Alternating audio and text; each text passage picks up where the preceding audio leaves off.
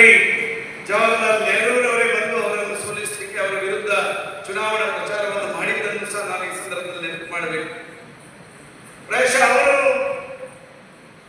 ಈ ದೇಶದಲ್ಲಿ ಸಂವಿಧಾನದ ಮೂಲಕ ಒಂದು ಪ್ರಜಾಪ್ರಭುತ್ವ ವ್ಯವಸ್ಥೆಯಲ್ಲಿ, ಒಕ್ಕೂಟ ವ್ಯವಸ್ಥೆಯಲ್ಲಿ ಶಕ್ತಿಯನ್ನು ತುಂಬಿರ್ತಕ್ಕಂಥ ಅಂಬೇಡ್ಕರ್ ಅವರ ಕೊನೆ ಕಾಲಘಟ್ಟದಲ್ಲಿ ಅವರ ಜೀವನ ಅಂತ್ಯ ಆದಂತಹ ಸಂದರ್ಭದಲ್ಲಿ ಅವರನ್ನು ಡೆಲ್ಲಿಯಿಂದ ಮುಂಬೈಗೆ ತರಲಿಕ್ಕೂ ಅವತ್ತಿನ ಕೇಂದ್ರ ಸರ್ಕಾರ ಮನಸ್ಸು ಮಾಡಲಿಲ್ಲ. ಅವರ ಅಂತ್ಯ ಸಂಸ್ಕಾರ ಮಾಡತಕ್ಕಂಥ ಆ ಜಾಗದಲ್ಲಿ ಜಾಗವನ್ನು ಕೊಡಿಸತಕ್ಕಂಥ ಕೆಲಸ ಕಾರ್ಯವನ್ನು ಮಾಡಲಿಲ್ಲ ಕೇಂದ್ರ ಸರ್ಕಾರ.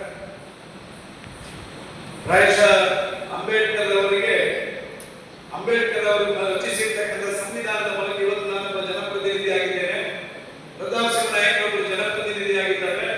ಅವರ ಮೀಸಲಾತಿಯ ಮೂಲಕ ಅನೇಕ ಜನ ಇವತ್ತು ಸರ್ಕಾರದ ವ್ಯವಸ್ಥೆಯಲ್ಲಿ ಸರ್ಕಾರದ ಉದ್ಯೋಗಿಗಳಾಗಿದ್ದಾರೆ. ಪ್ರಾಯಶಃ ಅಂತಹ ಸಂವಿಧಾನವನ್ನು ಕೊಟ್ಟಿರ್ತಕ್ಕಂಥ ಅಂಬೇಡ್ಕರ್ ಅವರಿಗೆ ಅವತ್ತು ನಾವು ಮಾಡಿರ್ತಕ್ಕಂಥ ಅನ್ಯಾಯ, ನಾವು ಮಾಡಿರ್ತಕ್ಕಂಥ ಅಪಮಾನ, ನಾವು ಮಾಡಿರ್ತಕ್ಕಂಥ ದ್ರೋಹಗಳನ್ನು ಸಹ ನಾವು ಇವತ್ತು ನೆನಪು ಮಾಡಬೇಕು.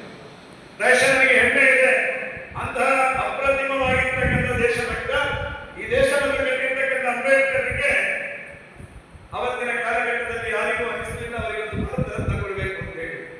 ಅವರಿಗೆ ಭಾರತ ರತ್ನ ಕೊಡಬೇಕು ಅಂತ ಅನಿಸಿದ್ದು ಈ ದೇಶದ ಪ್ರಧಾನಮಂತ್ರಿ ಅಟಲ್ ಬಿಹಾರಿ ವಾಜಪೇಯಿ ಅವರ ಸರ್ಕಾರಕ್ಕೆ ಅವರಿಗೆ ಭಾರತ ರತ್ನವನ್ನು ಕೊಡತಕ್ಕಂಥ ಕೆಲಸ ಕಾರ್ಯಗಳನ್ನು ಮಾಡಿದ್ರು. ಪ್ರಾಯಶಃ ಭಾರತ ರತ್ನ ಕೊಡುವಂತಹ ಸಂದರ್ಭದಲ್ಲಿ ನಮಗೆ ಇವತ್ತು ಹೆಮ್ಮೆ ಆಗ್ತಾ ಇದೆ.